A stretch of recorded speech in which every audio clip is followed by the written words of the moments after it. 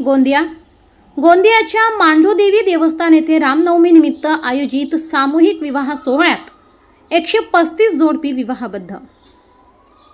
आज संपूर्ण देशभरामध्ये रामनवमीचा उत्सव मोठ्या उत्साहात पार पडला।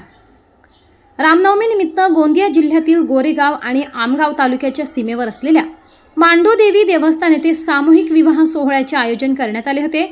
या सामूहिक विवाह सोहळ्यामध्ये 135 जोडपे विवाहबद्ध करण्यात आले। गेल्या 33 वर्षापासून सूर्यदेव मांढोदेवी देवस्थान समितीच्या वतीने सामूहिक विवाह सोहळा आयोजित करण्यात येत असून आतापर्यंत 3000च्या वर जोडप्यांचे विवाह समितीच्या वतीने लावलेले आहेत। इतकेच नव्हे तर प्रत्येक जोडप्यांना या समितीच्या वतीने जीवनावश्यक वस्तूंसह भांडे सुद्धा दिले जातात। या समितीच्या कार्याची दखल घेत सामाजिक न्याय विभागाच्या वतीने फुले शाहू आंबेडकर पुरस्काराने या समितीला सन्मानित करण्यात आले आहे।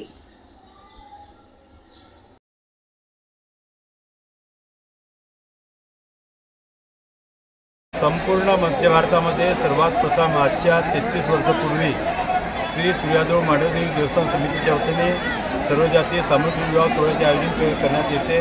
हा 33वा वर्ष आहे आणि आज 137 नवदंपत्य आज नवीन जीवनामध्ये त्यांच्या या ठिकाणी सर्व जातीय सामूहिक विवाह सोहळा संपन्न करण्यात आलेला आहे। त्यांना खूप खूप शुभेच्छा देतो आणि आजच्या प्रसंगी ज्या सर्वांचे सहकार्य लाभले त्यांचाही खूप खूप आभार व्यक्त करतो।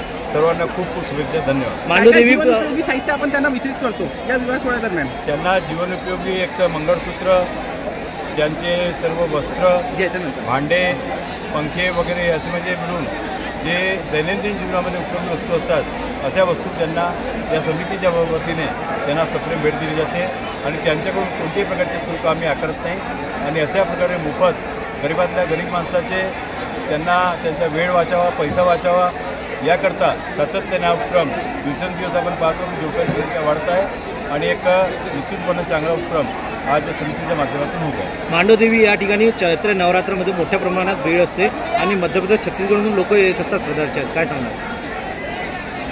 श्री सूर्यदेव मांढोदेवी देवस्थान इथे मोठ्या प्रमाणामध्ये उत्तर प्रदेश, मध्य प्रदेश, राजस्थान, छत्तीसगड, उडीसा, आपलं झारखंड विविध भागातून आज मोठ्या महाराष्ट्रातून येतात, आपले आंध्र प्रदेश, तेलंगणा या सर्व भागातून मोठ्या प्रमाणामध्ये भाविक नित्य येत असतात, परवाला येत असतात आणि आज या ठिकाणी या जोडपे या ठिकाणी आयोजित करण्यात आलेले आहे। यामध्ये मध्य प्रदेशचे, छत्तीसगडचे आणि दुसऱ्या राज्यांचे सुद्धा जोडपे या ठिकाणी आहेत आणि या व्यतिरिक्त सुद्धा प्रत्येक दिवशी या ठिकाणी 2 ते 3 जोडपे एक लग्न या ठिकाणी संपन्न करत असतात आणि अशा प्रकारे मातेचा आशीर्वाद घेण्याकरता या ठिकाणी मोठ्या प्रमाणामध्ये लग्न करण्याची एक प्रथा या निमित्ताने सुरू झालेली आहे।